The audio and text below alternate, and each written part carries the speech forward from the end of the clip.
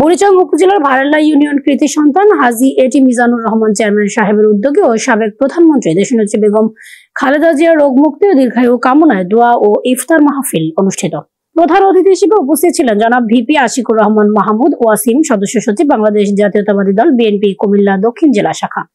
প্রধান মেহমান হিসেবে উপস্থিত ছিলেন জনাব উদ্বাতুল বাড়ি আবু, সভাপতি বাংলাদেশ জাতীয়তাবাদী দল বিএনপি কুমিল্লা মহানগর। এই প্রোগ্রামটি সভাপতিত্ব করেন জনাব এটিএম মিজানুর রহমান চেয়ারম্যান বাংলাদেশ জাতীয়তাবাদী দল বিএনপি বুড়িচং উপজেলা, ডক্টর নজরুল ইসলাম শাহিন কুমিল্লা দক্ষিণ জেলা সদস্য মহানগর।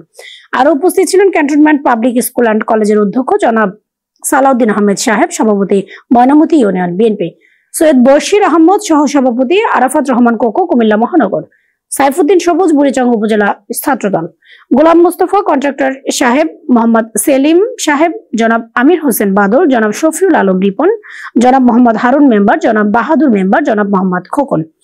এ সময় বক্তারা দোয়া করেন দেশনেত্রী বেগম খালেদা জিয়া সুস্থ হয়ে অতি শীঘ্রই আমাদের মাঝে ফিরে আসবেন ও তারেক রহমান আমাদের মাঝে ফিরে আসবেন।